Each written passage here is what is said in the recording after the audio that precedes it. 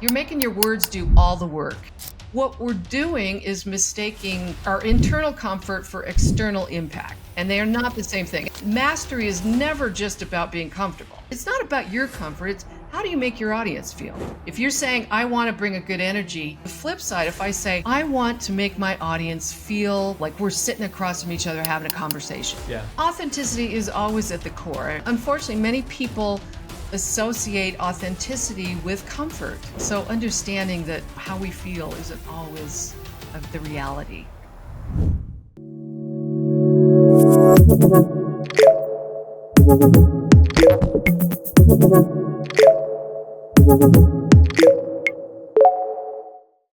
All right. Hey, welcome to the Future of Selling podcast, where we dive into challenges, we dive into trends, innovations, anything impacting the future of sales or the sales landscape. My name is Rick Smith. I'm your host. So appreciative that you decided to join us today and be with us for the podcast. Our guest today is Julie Hansen. Now, Julie is known as a leading expert in virtual presence and sales communication. She is the founder of performance and sales training, and she's known for helping sales teams increase their influence, credibility, and engagement in online meetings, presentations, demos. One of the other cool things about Julie is that Julie is also the author of 3 books. Now, she's written Act Like a Sales Pro, which I can't wait to talk more about that. Sales Presentations for Dummies, which that's I love that title. And also a bestseller, Look Me in the Eye, which is a kind of subtitle there, using video to build relationships with customers, partners, and teams. So, man, I'm just really super pumped to dive into this content today, because for me personally, it's very interesting. I think it's going to be really interesting for our audience as well. So, Julie, hey, welcome to the podcast today. Well, thank you, Rick. I'm so happy to be here. Yeah, I really appreciate it, and I think we're going to have a really good conversation today. I kind of did some research on you and some, find out a little bit about you, some of your books that you've written, and so I'm just seriously excited about the conversation. But I always like to start with a few fun facts, if that's okay with you.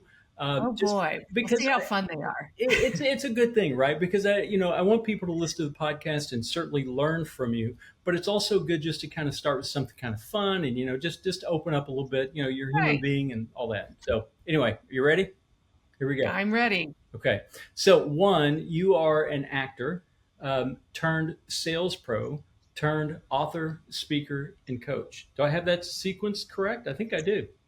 I was a salesperson before I was an actor. Oh. And so, which it was actually the reasons I got into acting was because I got into sales and I was so uncomfortable in my own skin and couldn't take rejection. I thought, well, what's a kind of the firewalking, Right. solution to this? Yeah. And so it kind of developed into a whole career ultimately. Wow, that's awesome. So you've been featured in more than 50 commercials, films, and TV shows, as what we found out. So another good fun fact there. You've also played a supporting role in an episode of Sex and the City. So I'll tell my wife about that when she gets home later. She'll think that's really cool. And then it was cool. Kind of last fun fact, you didn't earn a single dollar as an actor until you took this on-camera training. So what is on-camera training? Well, it's very important, especially in our virtual world. Yeah. As an actor, most of what you do is in person, especially when you're new, right? Yeah. You're doing stage, theater, and you get to play off the other, your scene partners, and the audience gives you energy, and so it's a lot like in-person sales, right? Okay. You're connecting with people. Yeah. And so I moved to New York. I live in Colorado, where I'm from now. I had the opportunity to do, to audition for some film and television parts. Right. And when I went in, I just kind of did the same thing I did, when I did it in person. And they were like, after 10 seconds, like, okay, cut. Thank you. We'll be in touch. And they were not in touch. Nice rejection there. Yeah. Yeah. I mean, you think sales is rejection. They're rejecting usually rejecting your product. But in acting, it's like they're rejecting you. Yeah. Like they don't like the whole package. Yeah. So that was a really powerful lesson to kind of deal with those emotions. Yeah. But I finally had a actor friend say, "Have you taken any on camera classes?" And I was like, "No, you think I should?" And she's like, "Hello." Yeah. Uh, and I learned like it's a whole different way of communication. It's not that you turn into another person, but there are certain techniques that make it easier for your audience to connect with you and to engage them. Yeah. And so that was a real turning point.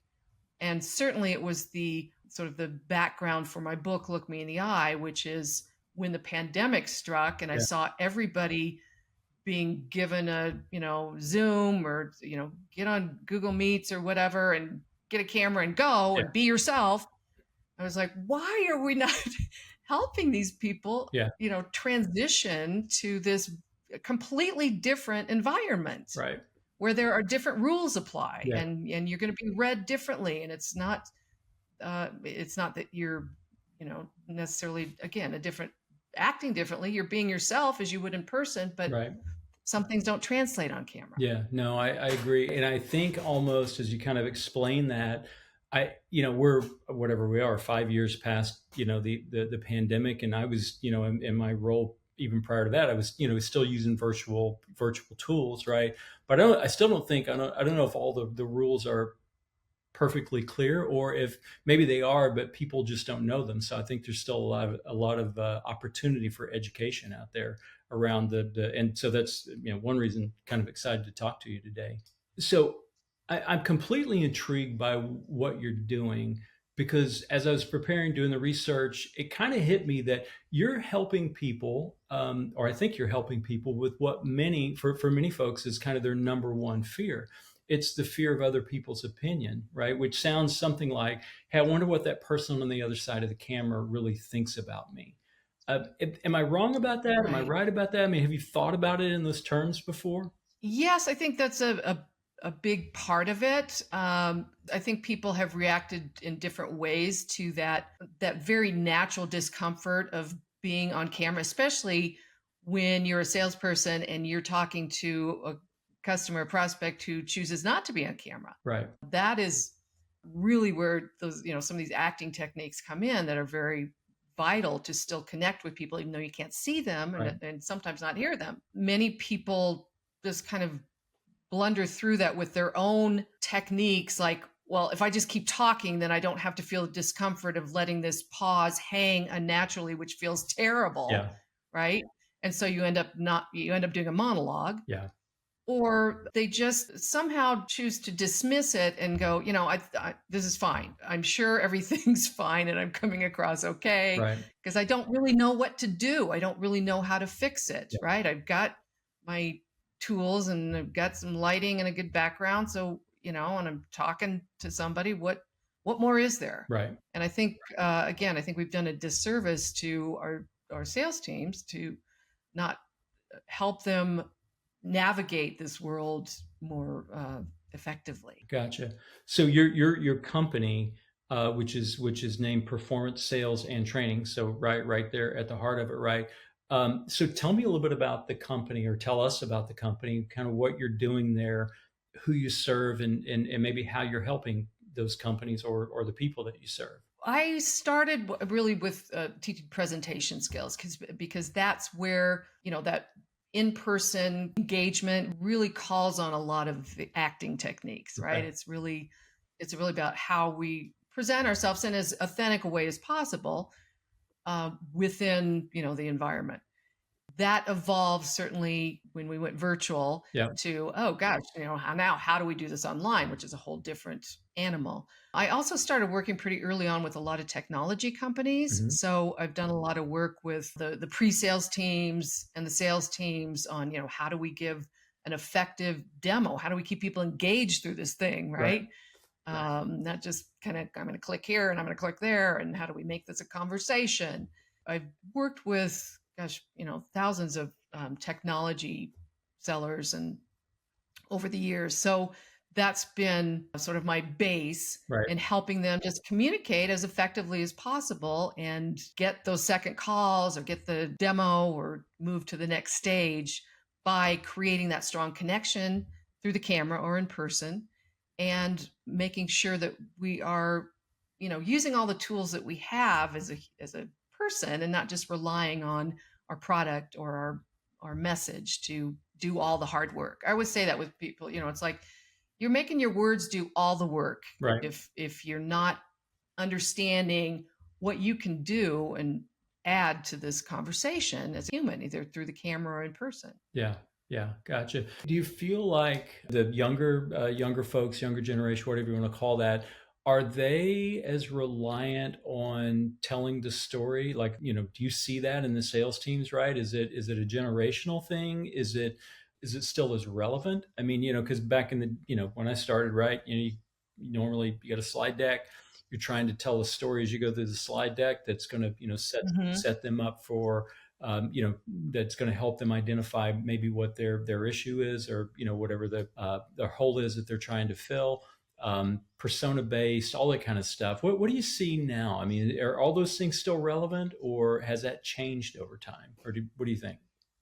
Well, it's an interesting twist. Okay. I remember, teaching in-person presentation skills. It was always like trying to get people to not look at their slides. Yeah. And, certainly in person, you had to do some maneuvering to actually look at your slides, Yeah. because they're behind you or something. Now, when people are presenting virtually, they've got their deck right on their screen. Right. So what happens is they get stuck, heads down.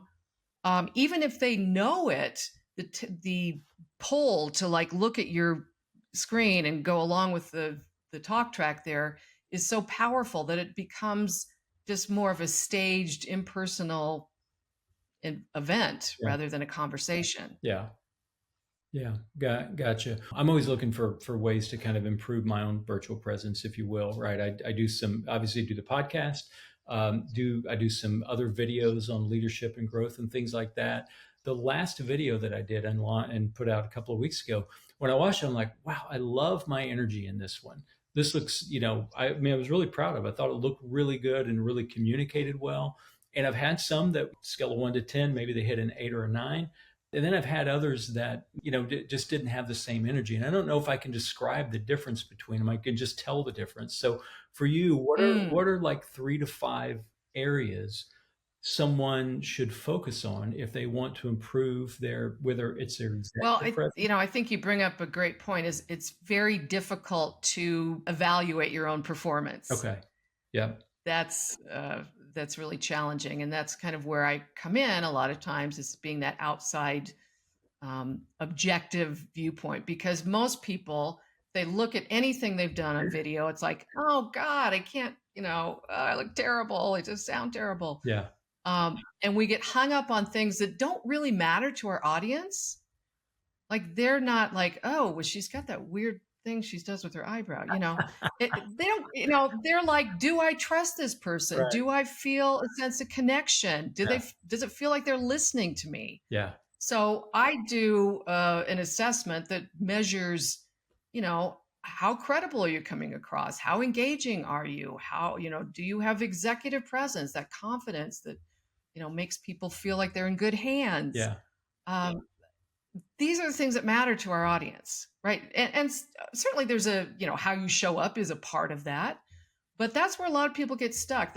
I would say there's 6 stages of sort of this virtual presence evolution. Okay. And most people, it starts at the bottom with, do you know your technology? You have to get past, can you see me? Can you hear me? Like that was our biggest concern for the first, 2 years. Still a concern for some people. And what I'm saying is a lot of people are still stuck at these lower stages, right? They're still stuck there. The second stage is, what is my appearance saying? What is my background saying? Is it supporting what I'm saying, or is it giving a totally different message? Right. Am I framed in a way that I look like a real person and not a floating head? Yeah. These things that set you up for success. And the third stage where most people get stuck is, okay, they've got, decent, lighting setup. They, have look, decent on camera, and they get stuck at, well, now I feel comfortable. I feel comfortable. I must have arrived, right? I no longer feel anxious on camera. I feel like I can be myself.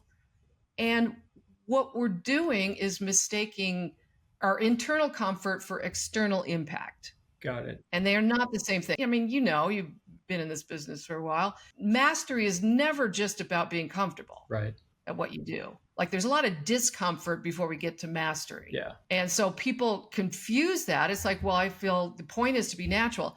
Is it? I mean, the point is to be as comfortable as possible, but it's not about your comfort. It's how do you make your audience feel? Yeah. Right. And so the next three stages are absolutely critical in sales, particularly, or any kind of, or as a leader, when you're trying to influence people. Okay.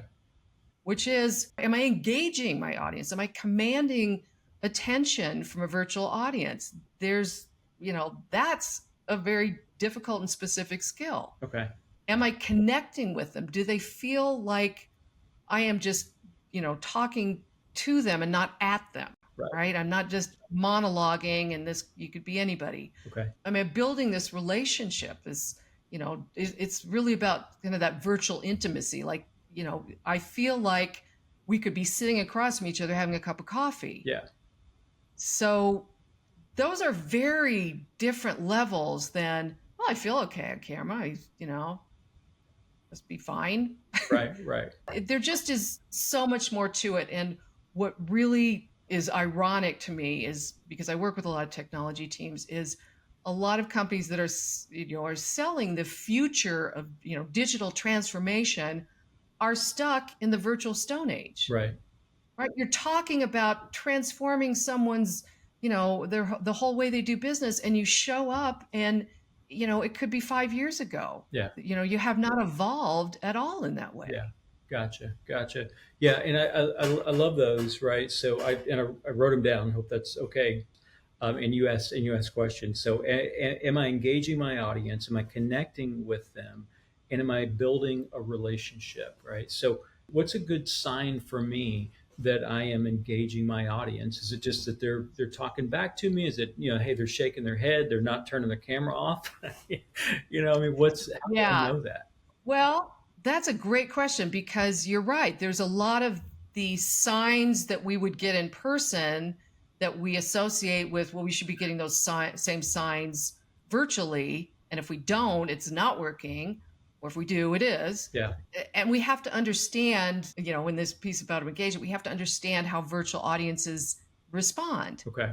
And, for most people, they sit in front of a computer watching a virtual meeting or call, and they have a very specific face on, which I call resting business face. Right? I heard that. And they look say that this morning. I love that. Yeah. They look like they couldn't be less interested. Right? Yeah.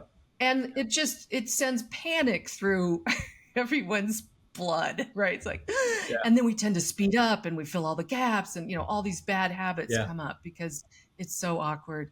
And what we don't understand is that is a new behavior. That is something we have to adapt to. It may mean they're bored, but it doesn't for sure mean they are. It's likely just, they've been sitting in front of a screen all day, and especially if you're giving a presentation, they're not there with the mindset, I'm going to really engage in this. Right. They're in a receiving mode. Right. So understanding the behavior and the signs of our virtual audience and what they mean. There's a whole chapter in my book on interpreting those body language signals that we used to count on in person. And that's why I think so many people struggle with virtual, because it's like, oh, I used to be able to read my audience. And now it's a little blurry, but there are some signs to know and to not mistake for the same as they are in person. Obviously, if they are engaging with you, you're doing something right. Yeah. If they're not, that's not necessarily a bad sign either, because I've heard this from so many presenters and speakers and salespeople. It's like, I thought everyone just hated this presentation or this meeting, and I got these great comments afterwards. So understanding that, how we feel isn't always the reality. Got it. Is there anything specific that I should be thinking about if I'm trying to make it an engaging event for them? What are one or two things that I could do, tools I could use, if you will, that would make sure that I'm increasing the engagement of my audience, increasing the likelihood I'm going to connect. Absolutely. And I think most trainers focus on the, what can I say? What are the words I can use to Mm. make this more engaging, right? What is the content I can put out there? And not focusing on, especially virtually, which is so important, how I deliver that, timing, pacing, body language, etc. Yeah. So the first thing that seems like a pretty easy, um, trick, but it's not, because it is in fact a little more complicated, is looking at your audience. Like if there is, it's built in our brains, if someone's looking at me, they're talking to me. If they're looking down, like I'm looking down now, you might think I'm talking to anybody, right? Yeah. Or talking to somebody over here. Right. So, we try to pass it off like, oh, it can't be, oh, they know that I'm looking at. No, they don't. They don't stop and think, oh, I know she's looking at me and she's talking to me. Right. No, our brains don't work that way. So having that visual connection, and also when we ask questions, there's a very specific way to ask questions virtually that will ensure you get an answer. And here is a tip that will improve your getting an answer dramatically. Okay. And that is also using the camera, is when you ask a question, hold your gaze in the camera. Okay. Because if I say, so Rick, what's your biggest challenge? Or no, say I don't say Rick, I say, I'm saying to the group, what's your biggest challenge today? And I hold my gaze there. Everyone's going to start to feel a little like, okay, she's talking to me. Whereas if I say it, if I say it and then I look away, they're like, oh, good, the pressure's off. I don't have to answer. Right. And we want them to feel that little pressure of like, A little eustress, right? Yeah. Right. It's like the process that happens in someone's brain when you ask a question virtually is, first of all, when you ask a question, it's like you're not expecting a question. So it's like, oh, what do I have an answer? Yeah. Okay. And then we go through this, well, let me sort it out. And then we think, well, do I want to share it in front of this group? Maybe my manager's on the call. It's going to make me look like I don't have my act together. Yeah. Or, oh, I bet Rick's going to answer. He's, he loves this topic. And then finally we go, oh God, nothing's happening. I better fill this. What happens is we always jump in and fill that silence. Yeah. And so people don't have a time to go through that process, and we train them that they don't have to answer. Okay. Right. So, so not rushing in to fill those gaps. We have to pause much longer than feels comfortable. And that takes practice because it's uncomfortable. I run a mastermind group each week. And that's something I have to work on as I ask questions, as we're going through the content, right? Is just letting those pauses be pauses and wait for people to respond. You're absolutely right. The tendency is I want to fill that gap because I want to make everybody feel comfortable. But what you're saying is that, hey, let it linger just a bit. Let there be a little bit of uncomfortable moments, because that's going to draw people in and engage in the conversation. And I understand that is easy to throw out there. It is one of the hardest things to do. And when I work with teams and we get on these virtual coaching sessions, I make them practice that. I make them practice, because they will think, oh yeah, I paused for, I must pause for 10 seconds. Like, no, that was 1 second.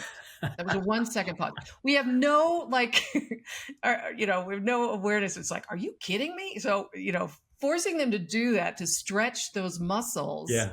Because really getting better virtually is about, developing new muscle memory, because we're not used to not looking someone directly in the eye, which would be looking at the screen, right? That is not comfortable. We're not used to kind of working within this, space that we have and trying to be very clear and present and not overwhelm people, and use camera-friendly body language and, all these things that translate on screen. Yeah. Quick question. Is there a difference between, in your opinion, are there different tactics or skills in increasing my executive presence versus my sales presence? That's a great question. So executive presence is just a little more focused on sort of those core qualities of credibility, confidence, engagement, leadership, presence. Okay. So it's very relevant for salespeople, because if you think about it, you're meeting with executives a lot of times. So Right. you want to be seen on the same level. You want to earn that respect and trust. And so you want to, kind of meet them where they are. Not to say that those executives are going to show up with virtual executive presence, because, if you've watched my series, Rate My Video, where I look at a lot of CEOs and leaders Yep. and talk about their virtual executive presence, what they're doing on screen, most of them are making a lot of mistakes. Yeah. But they're the executives, so they get to do what they Right. want. Right. I Right. don't recommend it, but it's not do as I do, it's do as I say. Right. So the answer then would be, yeah, they're similar, but there are some differences. But as a salesperson, I should be able to, I'm going to be interacting with executives anyway, right? So I need to be able to learn that and have that particular Right, focus. right. Okay. So if I'm trying to improve and I'm trying to work on improving my presence, how do I balance that with authenticity? I know you've written some blogs and things about that. I think about that a lot. I had someone on the podcast a few weeks ago that said, "Hey, authenticity, man, that's the highest vibrating energy in the universe." I don't know if it is, but it sounded good to me. I didn't question Sounds it. good. But do you think as I'm trying to add these tools to my tool belt, whatever, if you like that metaphor, am I leaving my authenticity behind? How do I balance that? Authenticity is always at the core. I mean, even as an actor, like, you are using yourself. You are just putting yourself in different circumstances, right? Yeah. And adapting to the circumstances. And that's what we're doing. Yeah. We're adapting to circumstances. Does everyone want to see my authentic self? Unfortunately, many people associate authenticity with comfort. Yeah. Like I said, that's not the same thing, right? Yeah. Nobody wants to see the at home, channel surfing. That's not the authentic level. We want, what is your authentic best self? Right. And what is your authentic best self within, this environment? Right. And it's different. And so what the goal is, and the techniques that I teach, is to, again, develop these new muscle memories, so that they become part of your vocabulary, right? It's not like every time you get on camera, you're just thinking, oh, I got to look at the camera. Oh, I got to, Yeah. I got to do this. I got to do that. It's just part of you, because if you think about it, everything that, a lot of things that we do, we have learned. They weren't authentic in the beginning. We had to learn to walk. We had to learn to, Yeah. feed ourselves. So this idea of like, oh, it's not authentic to actually try to be better on camera is, I think, based on the desire not to have to change. Yeah. I mean, I think a lot about that, right? I always feel like I'm at my best when I'm authentically me, right? And that's why when I do videos and things like that, that's what I try to do. But at the same time, I do want to do my very best here also. So I kind of got to keep those in the same arena. Yeah, you're right. And a lot of it is like, what is your best energy? Yeah. Right. And it can seem, well, I don't feel that right now. It's like, okay, how do you get in that space? Yeah. How do you find that, reconnect to that, even though it's not naturally coming to you? Yeah. Like, that's what acting taught me, is you're able to pull these things that are inherently part of you, call on them when you need them. Yeah. And that's the challenge. Like, the show's going on whether you feel like it or not, right? And same with the presentation. Yeah. So how do we get in that space? So it's a lot of, Yeah. kind of laying the groundwork to be able to, then once you're on camera, the goal is to just be fully present for your audience. Yeah. Like, not to be thinking about all these things like you should be doing, or this would be better. That's the work. That's the work that you do beforehand, so that you can be free to be yourself on camera. Do you think is it a good idea? Like, as you kind of talk that through, I'm thinking, man, would it be a good idea when you get into, whether it's a conversation or a presentation or whatever, like, here are the three things who describe the person that I want to be on this call. Like, when I think about a podcast, I think, okay, I want to bring great energy.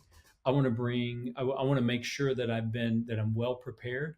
And I want to be interested, right? I want to make sure that I'm really interested in which I guess is kind of being present to some degree. Is that good prep, for someone to prep themselves that way and say, hey, here are the three things I'm bringing to this meeting. have it in front of them and, kind of like their commitment.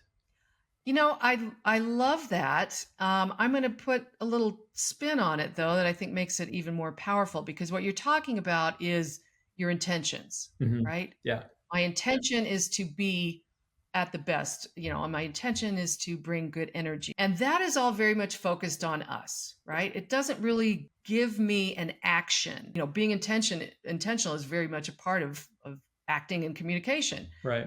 And thinking about instead, how do I want my audience to feel? If you're saying, I want to bring a good energy, what's the flip side? If I say, I want to make my audience feel, like we're sitting across from each other having a conversation. Yeah. That when I frame it that way, that my body knows what to do. Yeah. Like I don't have to, I'm not thinking my way into it. It's like, I want to make this person feel, like they're in the best possible hands. I want them to get excited about Right. this. Yeah. I Yeah. want to share this excitement. So it's an action instead of just kind of a thought process, which we can easily just kind of, it goes out the window once we, get on the call. Got it. I like that though, because now I'm focused on the other person, not just me. That's what you're saying, right? Right. It goes from being an internal thought to an external, visible, action that they can feel, right? They can feel that, because you were trying to convey something. You're trying to, it's a way that we can connect with people. Yeah. Gotcha. Okay. No, that makes perfect sense. So as you're working through this with people, do you have, I know you've got the online, the kind of rate me videos that you do, and I've watched a couple of those now. Is there an assessment or a tool or a grading system scale that an individual could use to get feedback? Right. Well, I do have like a standalone virtual executive presence assessment that I do. If people, can send me a video, and I have an intricate standardized system of looking at, 50, 60 behavioral aspects Okay. and giving you a score, not just a score, but also here's why. Right. Here's why your credibility was only, 40%. Yeah. This, that, and the other. And here's what you can do to improve that. So it's kind of a, do it on your own. When I engage with a team, we do it at the beginning of the training so they can see kind of that baseline Yeah. of where they're at, which is always eye-opening. And then we work together on, all the techniques with coaching and some videos. And then they do one at the end and they get to see the difference. Yeah. And what's fascinating is I've done, like I said, 1,500 salespeople. Wow. The average improvement overall is somewhere around 65%. Really? Wow. So yes, and it doesn't matter if they're like, it's like, well, I'm just going to put my new people through this. It's like, it's not really dependent on whether they're new, whether they're experienced. Yeah. It's just how they've adapted or not adapted. Yeah.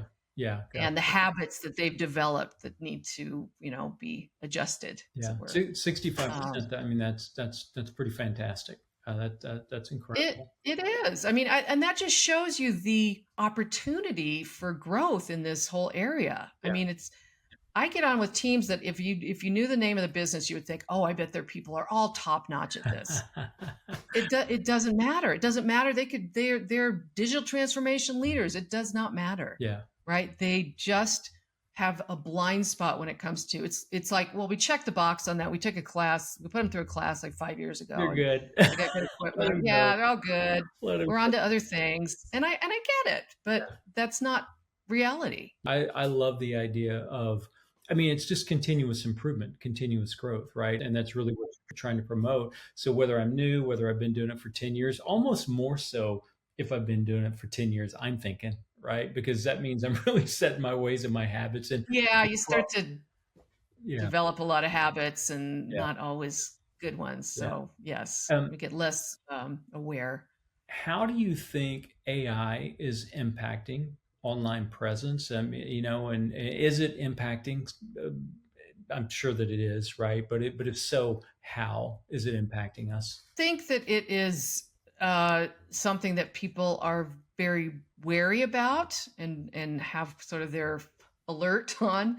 the situation is that, some of these avatars are certainly getting better. I Hmm. think it's very difficult to replace a lot of the nuances um, that we share as humans and that we can read in other people. Yeah. And if there's anything slightly off, it's like, you don't want to plant a seed of doubt in people's minds. Right. If you can't be better than AI, uh, what are you even doing, Right. right? Yeah. if that's the bar. So we have to really maximize our human interaction, and part of that is, again, showing up as a full human, which means you're going to make mistakes, and that's fine. It's not about being perfect, but Yeah. being impactful and able to connect in this environment as much as possible is what's going to set you apart from all the AI tools and messages that we get that are so standardized. Yeah, I mean, I think AI is very helpful. I use it, right? And it is very Yeah. helpful. I find though that, because sometimes I'll put in a topic and I'll say, hey, give me a draft that I can start playing with. And it just means less to me, right? It means more to me when I write something myself and it's more thoroughly me. At least that's what I found. So I've kind of leaned in. I'm not leaning out. I like doing some of this stuff on my own and not just depending on the AI tools that are out there now. They just, feels a little bit less authentic to lean into that Yeah, too much. I agree. And I think that there is a little, going to be a little bit of a backlash, like, there already is, like on some of these, sales messages that we Yeah. get. It's like, oh God, they all sound the same. But putting the effort in, and it is more effort than, hitting a button on AI, Yeah. to connect with people. Yeah. But I think the value of that, because of that, is going to increase, right? Agree. Um, a couple other questions. I know we're getting closer to the kind of the end of our time, but had just had a ton of stuff written down I wanted to cover. Um, one of the books you wrote was Act Like a Sales Pro. So how do you act like a sales pro? What does that mean? What does good look like if I'm being a sales? Good. Well, that was my first book, and it was based on everything I learned as an actor that helped me be a better salesperson. Okay. Because I said when I first started out, I started out as a buyer where people call you back and everybody's nice to you, and then you go into sales, and Yeah. it's a whole different experience. And when I started acting, I developed some more confidence around, my ability to communicate and kind of be in discomfort, and also how to connect with people better and to be very intentional about it, like we were talking about, that intention of exchanging energy or making an impact, Right. and taking chances, right? So that the book is really a culmination of what I learned that made me a better salesperson. I wasn't thinking at the time I'm going to use this to write a book. It's like I just naturally sort of incorporated these skills, and I got better, and I became top salesperson, and I Yeah. became a sales director, and I started training people and using some of these same skills with them. So it covers everything from, rejection, and also, when you get in front of a customer, and I think this is, I don't know if you ever read The Experience Economy, but it's written by some Harvard professors. And they said, anytime you're in front of a customer, an active performance takes place. Right. There is an active performance, that you're not just showing up, just schlepping in there, right? You're, again, how do we get to our best self Yeah. in these different environments? How do we connect with different types of people? So, how do we get that energy when we don't feel like it? Right. So it was very much just taking my experience and putting that in the book. And so the third book, Look Me in the Eye, is really that, how do we transcend from the in-person environment using a lot of very specific skills as well, Yeah. many acting based, to connect with people, through the camera. Yeah. Well, and I was thinking as I was kind of looking at your books that you wrote and the sequence that you wrote them in, my gut is that your latest book probably pulls from Act Like a Sales Pro and probably pulls from sales presentations for dummies and kind of, and to some degree upgrades that based on the new environment we're in and things that you've learned along the way.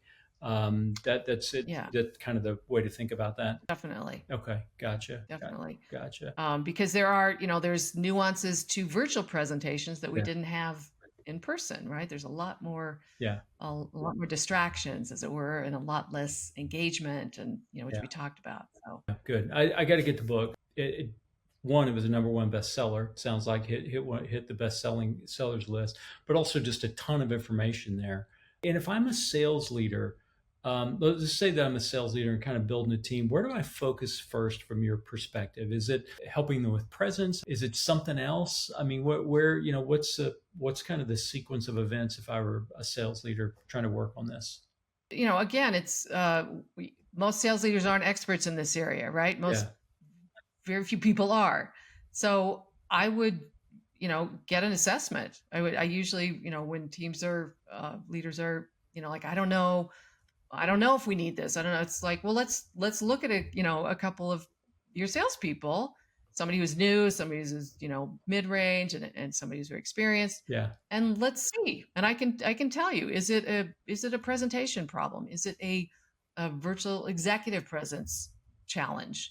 What do we need to, what needs to take place? Are you falsely thinking your people are much better on camera than they are? And yeah, that is something I think leaders are very, have a blind spot to, is they think, they see their salespeople show up in teams meetings, and of course they're not, they're, kind of looking down. They're not at their best, yeah. and they think, oh, I know they're doing much better with clients. I'm sure they are. They're probably not, right? Okay, fingers crossed. And who has time to review all those, right? They're Yeah, not, I mean, everybody's so busy that, they're not, and they don't know what to look for. So yeah, it's asking a lot of a sales leader to even, decipher, what they need yeah. at that point. Gotcha. Gotcha. Okay. Got it. So if I'm a sales leader, then probably my #1 thing is, hey, reach out to you clearly or find a way to assess where the team is at and get some intel there. One last question for you. I always like to end kind of the podcast with, some key takeaways, right? For anybody that's listening, covered a lot of ground, talked a lot about, the 3 books, a lot of around presence. If I'm a Hmm. seller, let's say I'm a seller, I've been doing this for a year or 2 years.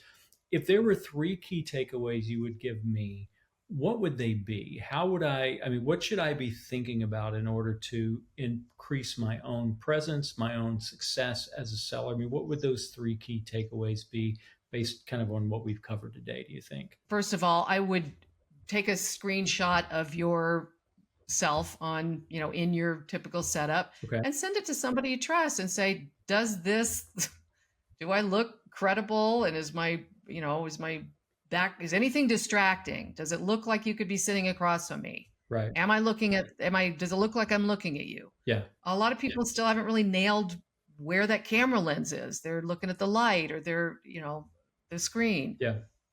So getting a outside perspective. And then, there's a whole technique behind this, but learning to look at the camera when it doesn't feel natural, Right. right? People are like, oh yeah, I look at the camera. Well, they look at it when it's convenient for them, and not when it matters to your audience. Yeah. So in the book, I talk about a lot of times where it's not, you have to stare at the camera the entire time, but there are times that are more important than others. And there are Right. times where you can, not look at the camera. Yeah. And then third, I'm trying not to get taken away by that discomfort of not getting the response immediately, Yeah. and not rushing through your content, and rushing through those pauses. Yeah, gotcha. So three things. I love the first one for sure. Take a screenshot of yourself and maybe even a short, maybe you could do a short video, and you send it to someone that you trust and say, hey, what do you think? Do I look engaging? Would you want to sit across from me? Second one, kind of learn to look at the camera, and I'm working on that right now as we're talking, because I heard you talk about it yesterday on a video. So I'm doing my Oh, best. We'll yeah. see. Yeah. Hopefully I'm doing okay. And that's a really key one.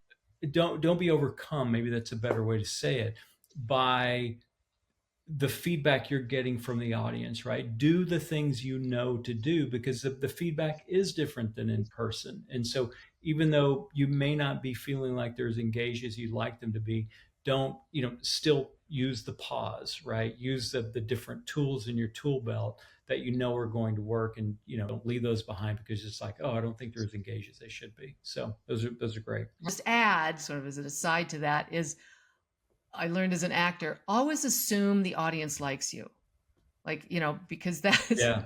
that affects everything you do. And it is very easy to go down a very dark hole in virtual presentations if you're not getting that visual feedback. That is such a good point, because it colors everything that you're doing, and the way you're coming Mhm. across. So yeah, It does. And it doesn't matter if you're wrong or right. You're going to be better. yeah, that's true. So assume positive intent from the person that you're speaking with. Yeah. So yeah, that's great. Big difference maker. Well, cool. Well, I know we're at time. Thank you so much for being with us today and just kind of, going through the questions with me, and great conversation. So I connected with you on LinkedIn recently. So if other people want to find you, you were really easy to find on LinkedIn, and Oh, good. we'll have links to your books and things like that in the show recording in case somebody wants to look at that. So anyway, Okay, great. Julie, thank you so much for the time. Great conversation. Hope to talk to you again soon. My pleasure. Thanks so much, Rick. All right. Bye bye.